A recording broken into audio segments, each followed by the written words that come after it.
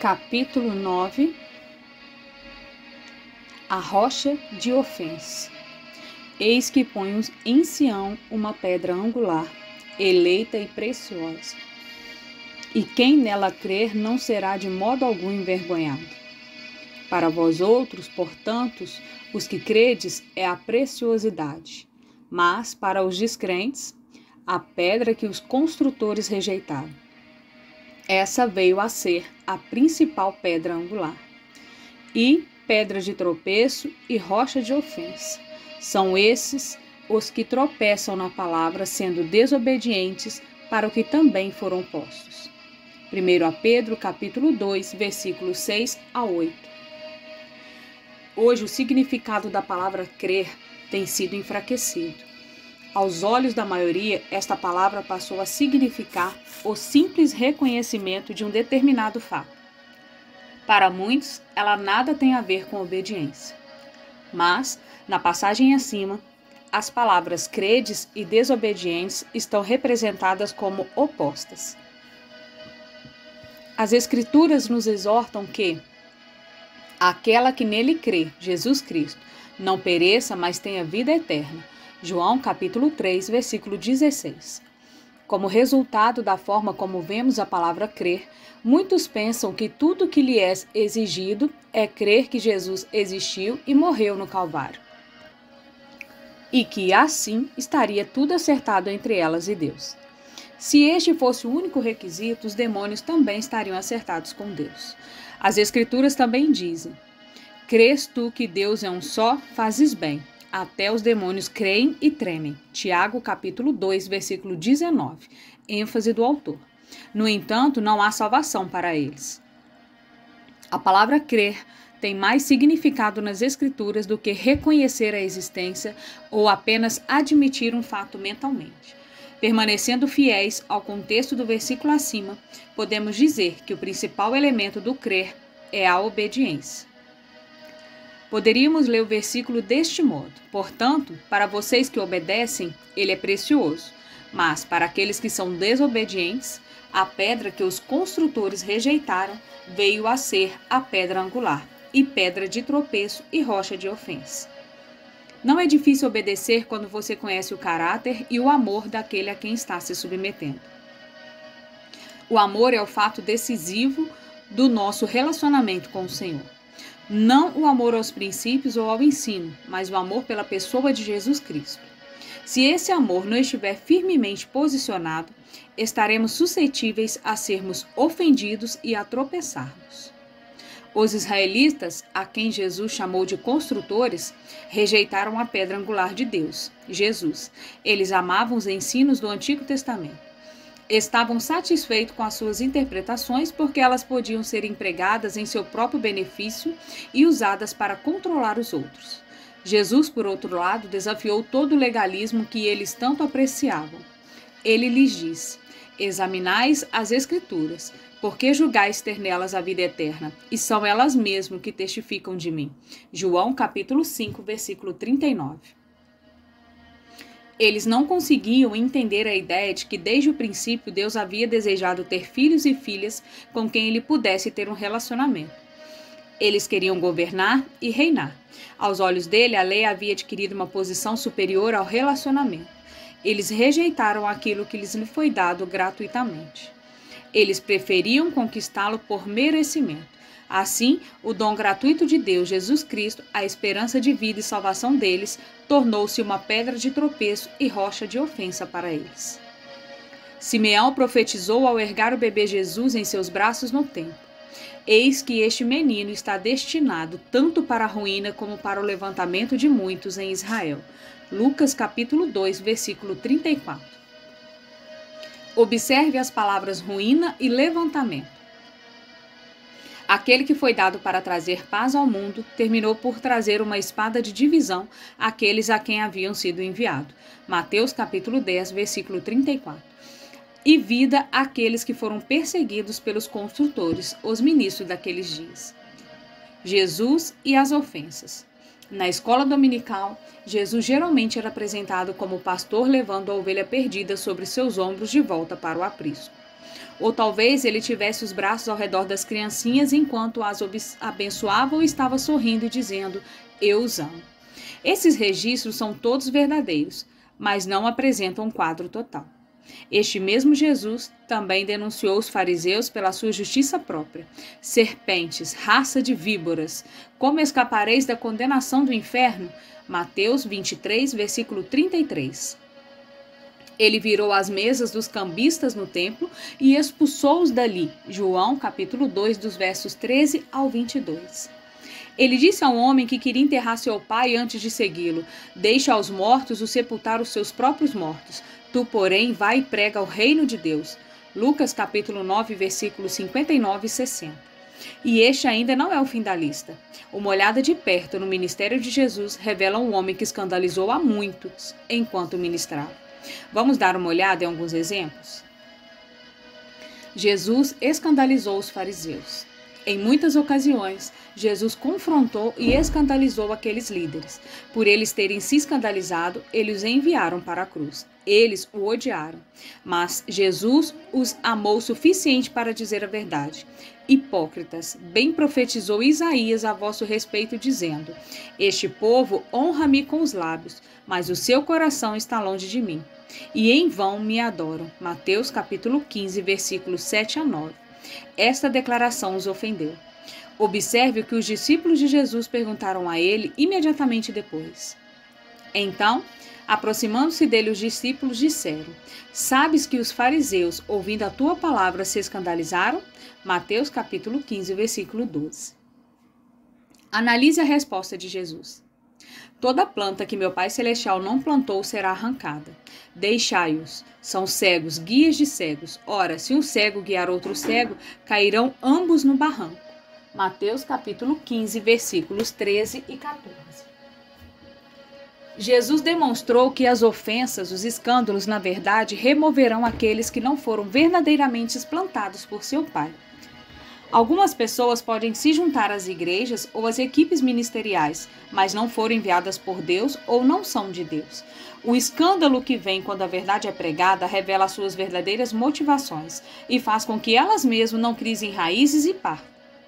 Visitando outras igrejas, testemunhei muitos casos em que os pastores lamentam pelas pessoas que partiram, seja da equipe de liderança ou da congregação. Na maioria dos casos, essas pessoas ficaram zangadas porque a verdade foi pregada e ela confrontou o estilo de vida delas. Então elas passaram a criticar todos os detalhes da igreja e partiram. Se os pastores quiserem segurar todas as pessoas que entram pelas portas de suas igrejas, eles eventualmente terão de fazer concessões com a verdade. Se vocês pregarem a verdade, digo a eles, vocês vão ofender as pessoas e elas irão embora. Não lamentem por isso, mas continuem a alimentar e nutrir aqueles que Deus enviou a vocês. Alguns líderes evitam confronto por medo de perder as pessoas.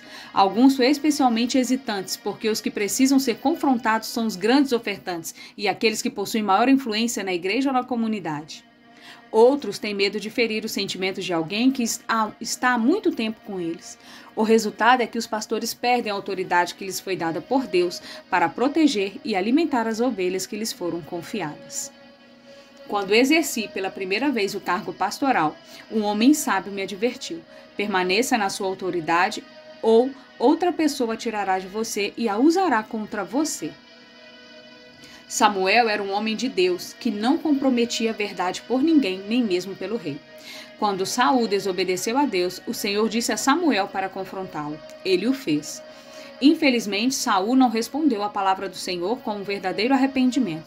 Ele estava mais preocupado em como ficaria a sua imagem diante das outras pessoas. Quando Samuel começou a se retirar, Saul agarrou-se em seu manto e rasgou a orla dele. Samuel arrasou com essas palavras: o Senhor rasgou hoje de ti o reino de Israel. 1 Samuel, capítulo 15, versículo 28. Não era isso que Samuel queria para Saul. Ele lamentava por ele. Ele havia ungido Saul rei, havia-o treinado para governar e havia conduzido a sua coroação. Ele era amigo pessoal de Saul. Mas veja como Deus reagiu ao fato de Samuel sofrer por Saul. Até quando terás pena de Saul, havendo-o eu rejeitado, para que não reine sobre Israel? Enche um chifre de azeite e vem, enviar-te-ei. 1 Samuel, capítulo 16, versículo 1. Deus estava dizendo a Samuel que para continuar a andar no óleo fresco da unção, ele tinha de entender que o amor e o juízo de Deus são perfeitos. Se Samuel se voltasse para Saul quando Deus o havia rejeitado, ele não teria óleo fresco. Se continuasse se lamentando, ele não iria a lugar algum.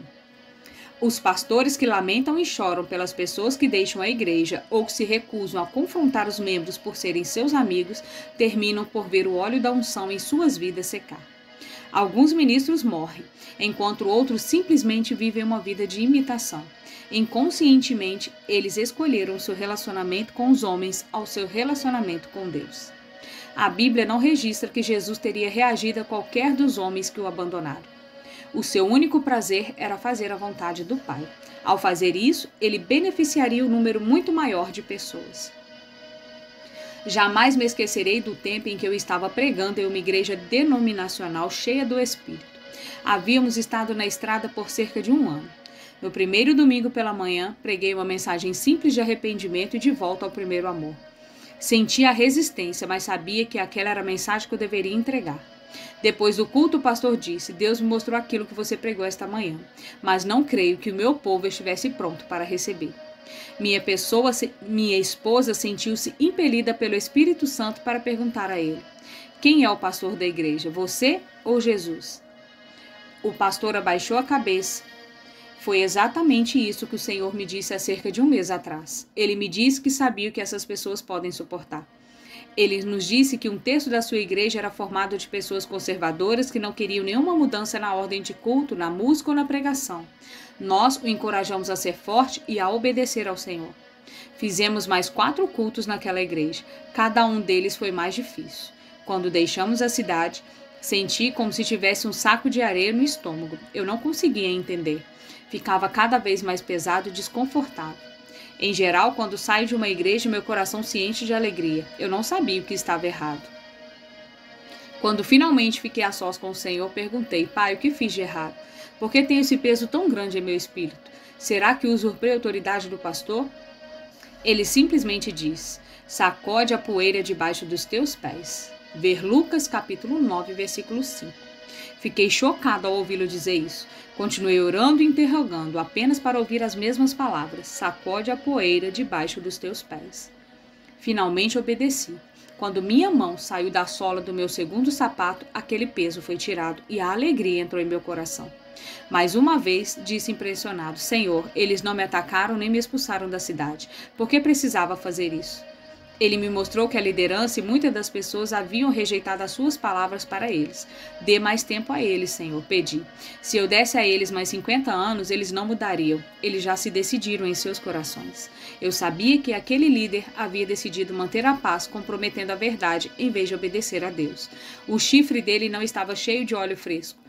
Ele tinha a forma sem substância. Em outras palavras, ele tinha a aparência de ser cheio do Espírito, mas lhe faltava o poder e a presença de Deus. Mais tarde, ouvi a notícia de que ele renunciou ao seu cargo de pastor e que a igreja hoje é apenas uma fração do que era antes.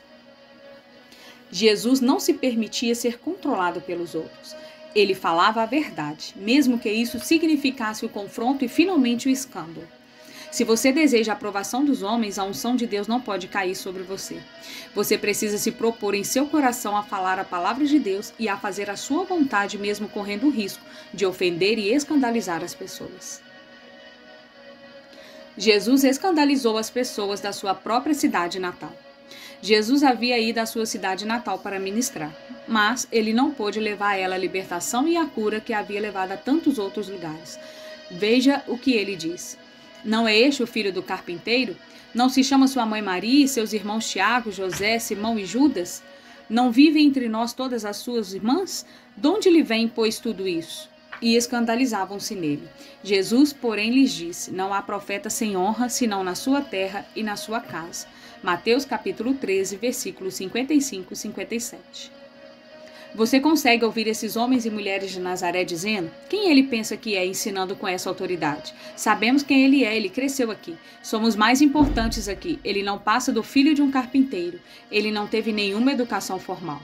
Mais uma vez, Jesus não comprometeu a verdade para impedir que ele se escandalizasse e se ofendesse. As pessoas da cidade estavam tão furiosas que tentaram matá-lo empurrando-o de um penhasco.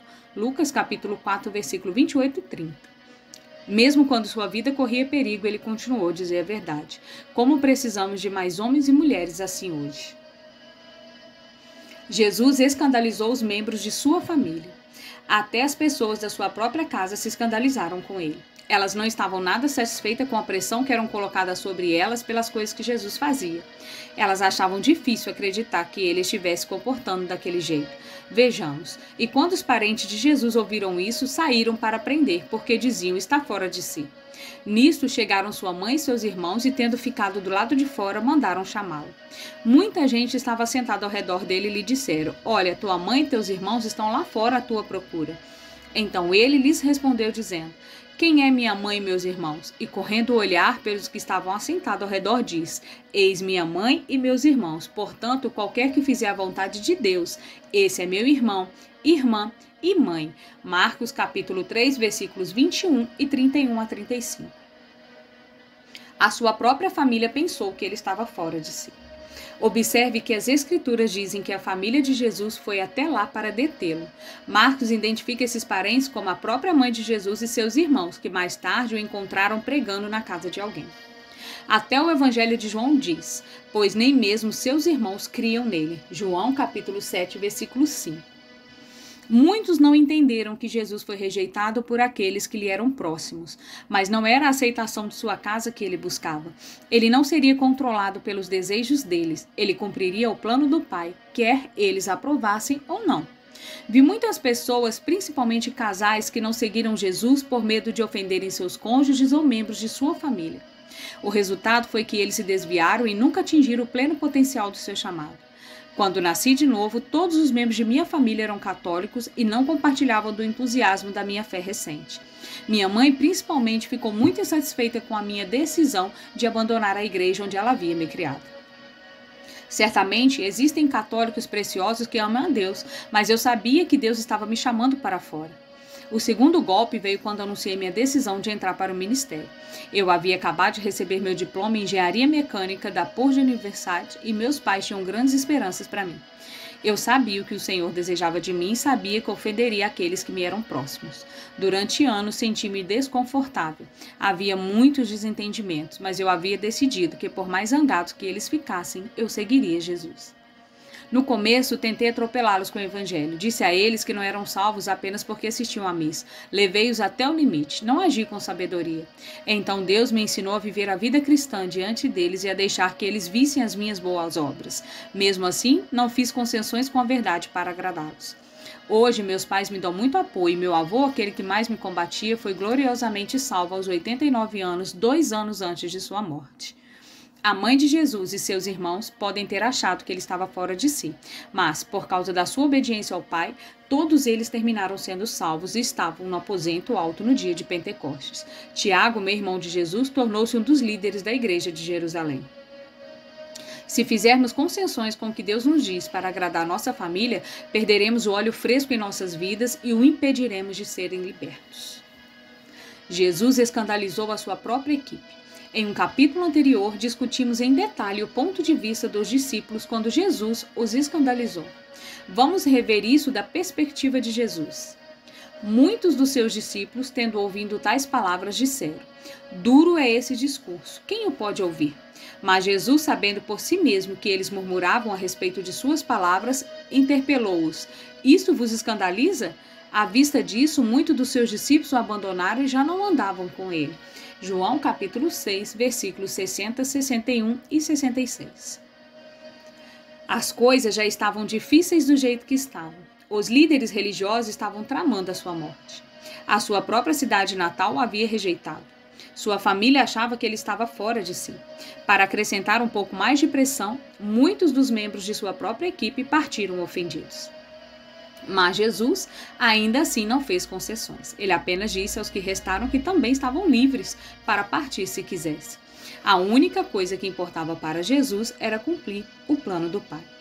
Se ele tivesse sido deixado sozinho naquele dia, isso não teria alterado seu coração. Ele estava determinado a obedecer a seu Pai. Jesus escandalizou alguns de seus amigos mais próximos. Estava enfermo Lázaro de Betânia, da aldeia de Maria e de sua irmã Marta. Esta Maria, cujo irmão Lázaro estava enfermo, era a mesma que ungiu o bom bálsamo, o Senhor, e lhe enxugou os pés com seus cabelos. Mandaram, pois, as irmãs de Lázaro dizer ao Senhor: Senhor, Jesus está enfermo, aquele a quem amas. João capítulo 11, dos versos 1 e 3. Jesus amava Marta, Maria e Lázaro. Eles eram bastante chegados. Ele passava muito tempo com eles. Observe a sua reação quando a notícia de que Lázaro estava doente chegou. Quando, pois, soube que Lázaro estava doente, ainda se demorou 2 dias no lugar onde estava. João capítulo 11, verso 6. Jesus sabia por revelação que a enfermidade de Lázaro o levaria à morte. Era um caso muito grave. Mas ele permaneceu onde estava por mais 2 dias. Quando finalmente chegou a Betânia, Lázaro já estava morto. Marta e Maria lhe disseram: Senhor, se estiveras aqui, não teria morrido meu irmão. João 11, 21 e 32. Em outras palavras, por que não veio imediatamente? O Senhor poderia tê-lo salvo. É bem provável que ambas as irmãs estivessem um pouco ofendidas. Elas enviaram uma mensagem sobre o caso e ele demorou por 2 dias. Jesus não reagiu como elas esperavam. Ele não deixou tudo de lado. Em vez disso, ele seguiu a direção do Espírito Santo. Aquilo era o melhor para todos. No entanto, naquele instante parecia que Jesus estava indiferente, como se não se importasse. É muito comum os ministros serem controlados pelas pessoas. Eles acreditam que têm de fazer tudo o que as pessoas lhe pedem. O membro do conselho de uma igreja cheia do Espírito, que havia perdido seu pastor, certa vez me disse: queremos um pastor que atenda às nossas necessidades, alguém que possa vir à minha casa às 8 da manhã para tomar café comigo. Pensei, você encontrará um homem social a quem possa controlar, e não alguém controlado pelo Espírito Santo. Mais tarde descobri que aquela igreja havia passado por 4 pastores em 1 ano e meio. Quando eu era pastor de jovens, um jovem procurou-me depois que eu estava pastoreando por 6 meses. Você vai ser meu companheiro? Perguntou ele. O meu antigo pastor de jovens era meu companheiro. O pastor de jovens anterior a mim era muito sociável com os jovens. Ele fazia muitas atividades juntos. Eu sabia o que ele estava me pedindo. Era basicamente o que o membro do conselho desejava de seu pastor.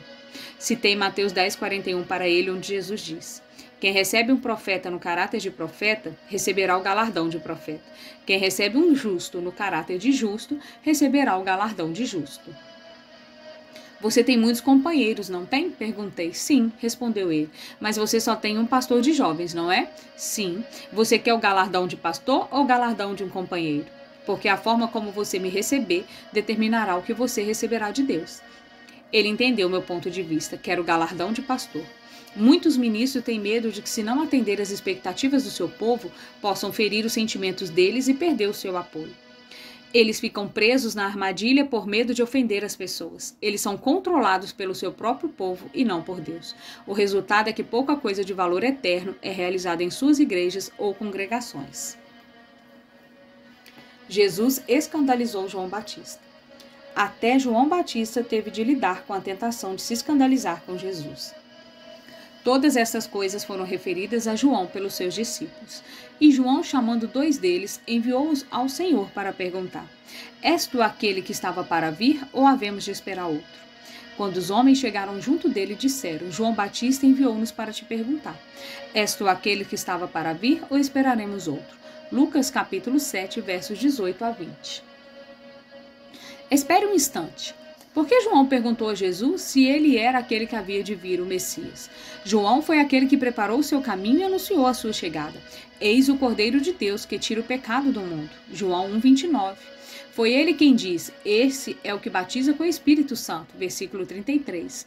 Ele até disse: convém que ele cresça e que eu diminua. João 3:30. João era a única pessoa que realmente sabia quem Jesus era naquela época. Isso ainda não havia sido revelado a Simão Pedro. Por que ele está perguntando: Jesus é o Messias ou devemos procurar outro? Coloque-se no lugar de João. Você foi o homem que esteve à frente do que Deus estava fazendo. Uma grande multidão foi ministrada por você. Você possui o ministério mais comentado da nação. Você viveu uma vida de autonegação. Você não se casou para maximizar o pleno potencial do seu chamado. Viveu no deserto comendo gafanhotos e mel silvestres e jejuava com frequência. Lutou contra fariseus e foi acusado de ser possuído por demônios. Toda a sua vida foi dedicada a preparar o caminho para esse Messias que havia de vir. Agora você está na prisão. Você foi trancafiado por bastante tempo. Pouquíssimas pessoas vão visitá-lo porque a atenção das pessoas que você preparou agora está voltada para Jesus de Nazaré. Até os seus discípulos se juntaram a esse homem. Apenas alguns ficaram para servi-lo. Quando eles vão vê-lo, contam histórias de que este homem e seus discípulos vivem uma vida diferente da sua. Eles comem e bebem com coletores de impostos e pecadores. Eles quebram a lei do sábado e nem sequer jejumam. Você diz a si mesmo, viu o Espírito descer como uma pomba sobre ele, mas este é o comportamento de um Messias? A tentação de se escandalizar cresce cada vez mais à medida que o tempo em que você está na prisão aumenta. Este homem, cujo caminho passei minha vida preparando, nem sequer veio me visitar na cadeia? Como é possível? Se ele é o Messias, por que não me tira desta prisão? Não fiz nada de errado. Então você envia 2 de seus discípulos fiéis para interrogarem Jesus. És tu aquele que estava para vir ou esperaremos outro? Vejamos a resposta de Jesus a João. Naquela mesma hora, curou Jesus muitos de moléstias e de flagelos, e de espíritos malignos, e deu vista a muitos cegos. Então Jesus lhe respondeu: Ide anunciar a João o que vistes e ouviste. Os cegos veem, os coxos andam, os leprosos são purificados, os surdos ouvem, os mortos são ressuscitados, e aos pobres anuncia-lhes o evangelho. E bem-aventurado é aquele que não achar em mim motivo de tropeço. Lucas capítulo 7, verso 21 e 23.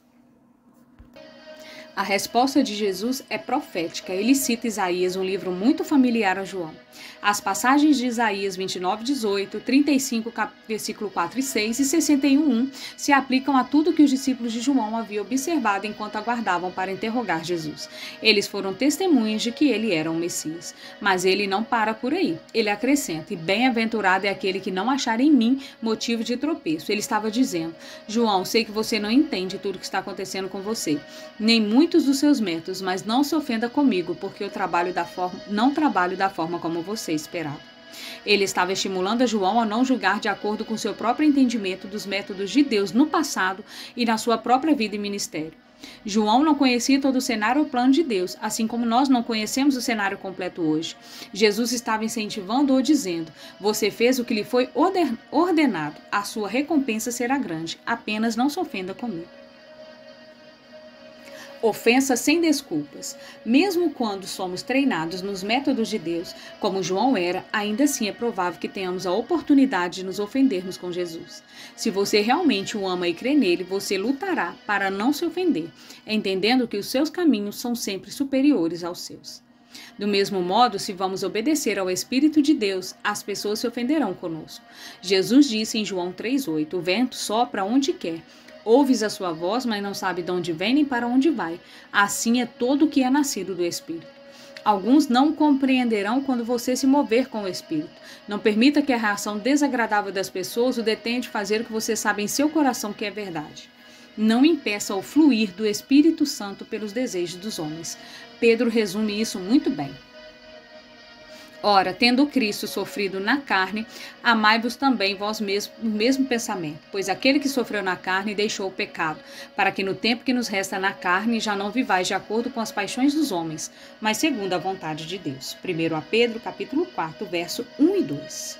Quando vivemos para a vontade de Deus, não mais realizaremos os desejos dos homens.